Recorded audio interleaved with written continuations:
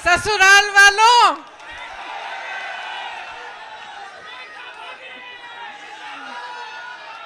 यहाँ आकर बहुत खुशी हुई है और आज इस भारत जोड़ो न्याय यात्रा में भाग लेते हुए मुझे बहुत बहुत खुशी हो रही है, खास तौर से क्योंकि आज इस यात्रा में पहली बार मैं अपने ससुराल वालों के साथ आई हूँ।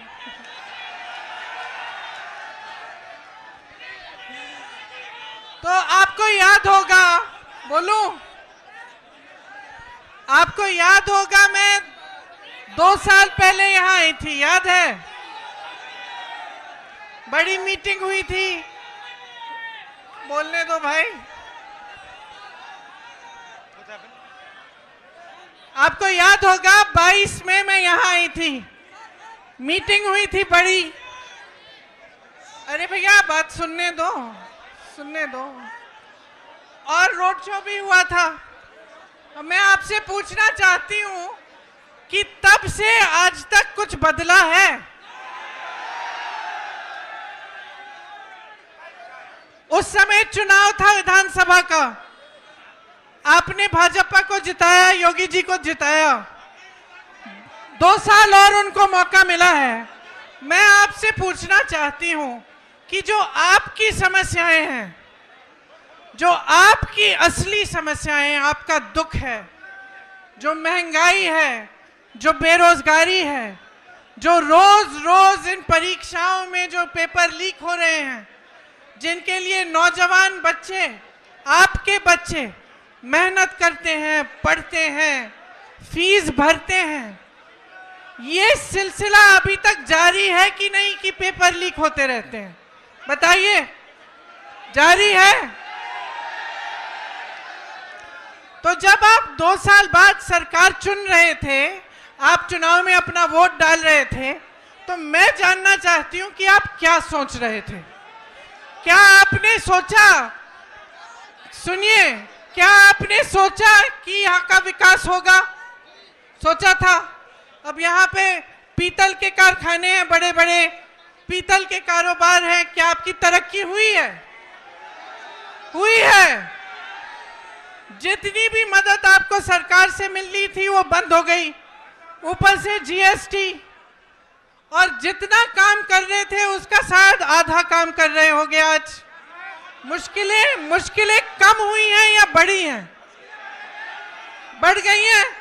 यहाँ नौजवान हैं सारे, उस समय मैंने पूछा था रोजगार मिलता है? आज रोजगार मिल रहा है। तो ये जो मेहनत कर रहे हो, जो 4-4 बजे सुबह पुलिस में भर्ती होने के लिए दौड़ लगाते हो, तो सेना में भर्ती होने के लिए दौड़ लगाते हो, उसके बाद जब परीक्षा लिखते हो, उसके लिए फीस भरते हो, माँ बाप मेहनत करके ट्यूशन में भेजते हैं, ये सब करने के बावजूद क्या होता है? आपको मालूम है कि 28 लाख बच्चों ने, यूपी के 28 लाख बच्चों ने पुलिस का भर्ती का इम्तिहान दिया है। 28 लाख, सोचो, इसका मतलब है कि यूपी के लगभग हर गांव में से 4 या 5 नौजवानों ने ये परीक्षा दी। एक आशा थी, एक उम्मीद थी उनके मन में, ये नहीं कि मुफ्त में कुछ मिल रहा है।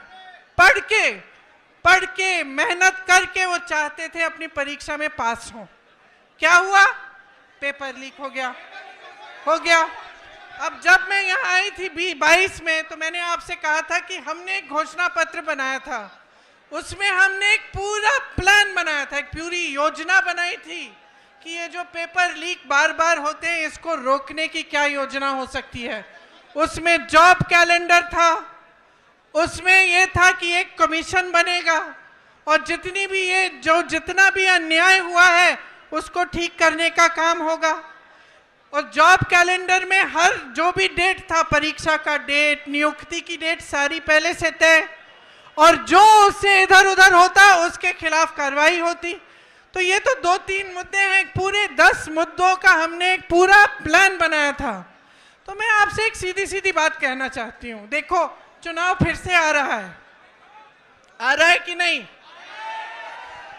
फिर से आपको अपना मत डालना पड़ेगा। अब आप खुद ही देख रहे हो, बार बार भाजपा की सरकार आ रही है, केंद्र में आ रही है, प्रदेश में आ रही है, आपकी बेरोजगारी बढ़ रही है, आपकी मुश्किलें बढ़ रही हैं। तब किसान आंदोलन कर रहे थे 2 साल पहले, आज किसान आंदोलन कर रहा है।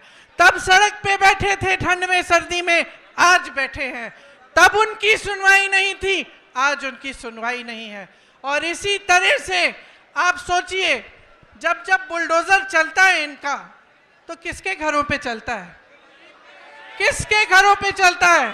जोर से बोलो। जिसने 6 किसानों को अपनी जीप के नीचे कुचला, उसके घर पे क्या बुलडोजर चला? जिसने महिलाओं के साथ अत्याचार किया, उसके घर पे बुलडोजर चला? जो ये पेपर लीक के घोटालों से पैसे खाए जा रहा है, उन लोगों के जिन्होंने पैसे खाए हैं, जो बार बार ये घोटाला करते हैं, बार बार लीक कराते हैं, उनके घरों में बुलडोजर चला? नहीं चला ना। सोचिए, ये सब बहुत बड़ी बड़ी बातें हैं दिखावे के लिए। ये जितने बड़े बड़े इश्तिहार आपको दिखते हैं, जिसमें आपको दिख रहा है कि बहुत तरक्की हो रही है, जब तक आपकी तरक्की नहीं होगी, जब तक आपको रोजगार नहीं मिलेगा, जब तक आपके पेपर लीक बंद नहीं होंगे, तब तक आपकी तरक्की नहीं हो सकती है। जब तक यहाँ की महिलाएं सुरक्षित ना हो, आगे बढ़ नहीं पाए, तब तक आपकी तरक्की नहीं हो रही है। तो मैं सिर्फ आपको, मैंने उस समय भी बोला और अभी भी बोल रही हूं, अपने अनुभव को देखो, अपने अनुभव को देखो कि भाई 5 सालों में, 10 सालों में मिला क्या है? नौकरी मिली, दुकान जाते हो तो सब्जी खरीद पाते हो? आपको मालूम है गन्ने का जो दाम है, जो आपको मिलना चाहिए सरकार से, वो हर साल, पिछले 7 सालों में हर साल सिर्फ मात्र 7 रुपए गन्ने का दाम बढ़ा है कि नहीं? 7 रुपए, ठीक है? तो मान लो 5 सालों में 35 रुपए बढ़ा होगा। और आप जब सब्जी खरीदने जाते हैं तो कितने बढ़ गए दाम? आलू मिलता है, प्याज मिलती है, टमाटर मिलता है, आप जाते हो 3 चीजों को लेने के लिए, घर आते हो 1 लेके। तो भाई देखो, जब तक आपको खुद समझ में नहीं आएगा, जब तक आप अपने अनुभव पर नहीं उतरोगे, तब तक कुछ नहीं बदलने वाला। हम चीखते चिल्लाते जाएंगे, कुछ नहीं बदलेगा। बदलाव तब आएगा जब आप अपनी परिस्थितियों को समझकर अपना वोट डालोगे, जब आप सवाल उठाओगे सरकार से कि मुझे सब्जी क्यों नहीं मिल रही है, इतनी महंगाई क्यों है, मेरा बच्चा पढ़ता है, मेहनत करता है, उसको नौकरी क्यों नहीं मिल रही है। जब तक ये सवाल आप नहीं उठाएंगे, जब तक इन परिस्थितियों को देखते हुए आप अपना वोट नहीं डालेंगे, तब तक आप इसी खाई में डूबे रहोगे। इसीलिए मैं आपसे कहना चाहती हूं, इस खाई में से निकलो।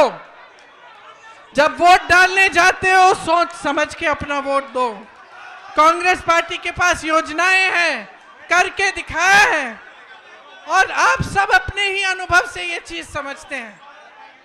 तो आज आपके बीच आकर मैं सिर्फ इतना कहूंगी कि जो भी वोट आप डालने जा रहे हो, बड़ी बड़ी बातों पे मत डालो, जो ऊपरी दिखावा है उस पे मत डालो। जो तुम्हारी जिंदगी में गुजर रहा है, जो तुम्हारा जीवन है, तुम्हारा अनुभव है, तुम्हारी परिस्थिति है, उसको सोच, उसको समझ के कि ये क्यों हो रहा है आपके साथ, तब वोट डालो। ये न्याय यात्रा है। राहुल जी, भारत जोड़ो यात्रा में 4000 किलोमीटर क्यों चले? इस देश को एक रखने के लिए, ये कहने के लिए कि ये देश एक है, सब एकजुट हो जाओ, आगे बढ़ोगे। आज भारत जोड़ो न्याय यात्रा पे निकले हैं, तो इस यात्रा में न्याय शब्द क्यों जोड़ा है? न्याय शब्द इसलिए जोड़ा है क्योंकि आज यहाँ के नौजवानों के साथ, देश के नौजवानों के साथ अन्याय हो रहा है। आज देश की महिलाओं के साथ अन्याय हो रहा है। आप मेहनत करते हैं, आपके पेपर लीक होते हैं। आप मेहनत करते हैं, आपको नौकरी नहीं मिलती, रोजगार नहीं मिलता। आप मेहनत करते हैं, महंगाई का सामना करते हैं, किसानों का जो बकाया होता है वो नहीं मिलता, किसानों के कर्ज माफ नहीं होते, बड़े बड़े उद्योगपतियों के होते हैं।